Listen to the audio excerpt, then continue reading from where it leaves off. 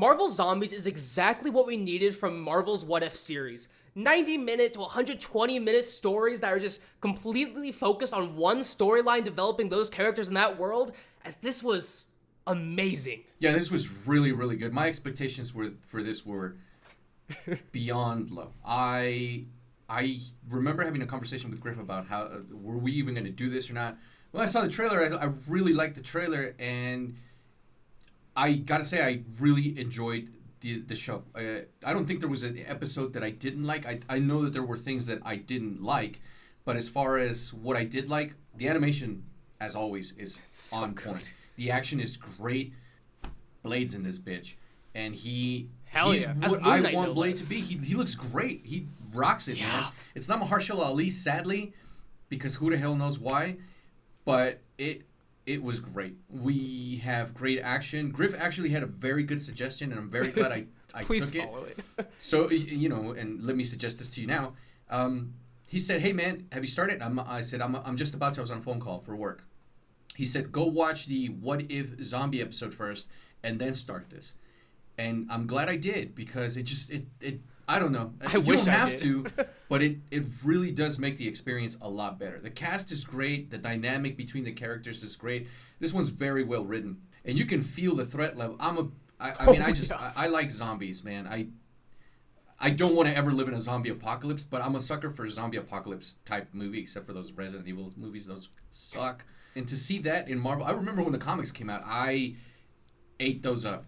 And so this is fun, just to see, like, because I always wondered what would happen, like, if your heroes were stuck in a zombie apocalypse. Now we know. So to get to see that, because it's one thing to read it, but to get to see it, hear their voices, what would exactly happen, I would have totally. I'll save that for a little bit later, but yeah, I had a lot of fun with this show. I'm sure anyone that watches it will too. Absolutely. Originally, for those who don't know, this was supposed to be a movie, and it was confirmed right after the episode Edward referenced came out, and it was changed from a movie to a TV show purely so Marvel can use Spider-Man, because they have the rights to Spider-Man in animated TV shows. And I gotta say, so glad they did. I'm a huge Spider-Man fan, and it's in the trailer, but there's just something. This is very morbid, but something so cool about watching Spider-Man let loose and not hold back and decapitate dozens of zombies with webs. That is just so cool. This show is brutal. I really enjoyed it. I liked how most of the time the main character was Kamala Khan, Miss Marvel, and I'm a huge fan of hers. I like the TV show. I like the actress. I like her in the comics.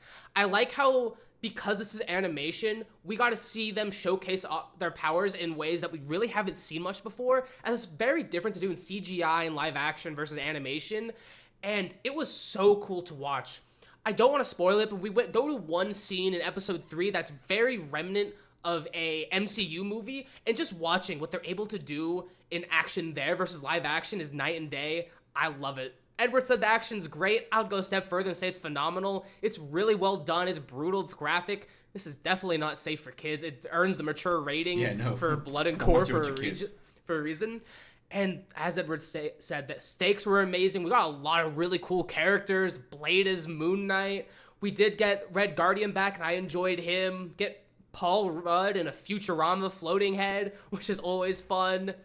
We see Thor more powerful than he's ever been, as well as the Hulk, and it is so cool. We get so many fights and so many things that we only hope to get in the MCU that we get here. And this does confirm that the Hulk 100% would have survived doing the snap instead of Tony Stark. That is 100% confirmed now. Oh, we knew that. I love it. Oh, we knew it, but just in case people weren't sure. I enjoyed all of the episodes, but I do think the weakest episode is episode 2, as the writing in that episode did feel a little bit weaker, as they really tried to force some characters into the story, and the only way they can really do it is just... It was a little bit weird. I don't get into the specifics of it, but the way they did it was just a little bit weird, and it didn't really make too much sense for the general story. But other than that, I think it's really well done. Love the characters, and the way it ended was perfect. There was no other way it could have ended, in my opinion. I love it. I'm very happy with this. Yeah, my only, and they're very, very small gripes. My only issues with this show is I just don't like the character of Riri Williams. I find her overly boring and obnoxious. the beginning of the first episode for me, as I was halfway through, and I did tell him I'm halfway through. This episode sucks, and he's like, really?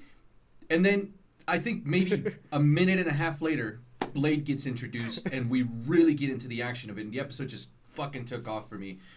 That's my only gripe. It's just, again, I'm not a Riri Williams fan. I find her annoying. And the episode was a bit slow. It's just these three girls, like on this like adventure thing. I was just like, oh man, this is like one of those chick flicks. And then it just really picks up. As I told Griff, look, Disney would be crazy if this does really, really well. It could end here, but it very well could. We could get a season 2 and even a season 3. Yeah, I'm here for it. But if I was writing it, I mean, Reed Richards would sit in the room with Victor Von Doom, get Peter Parker, Banner, and these are the smartest people in the fucking what's her name? Suri? Riri? I don't like Suri. That's another one I like. Yeah. And I don't like her not because she's African American, because she's black. I just don't like her because she's like. I didn't like her in the second movie. I liked her in the first one. I'm smarter than anyone.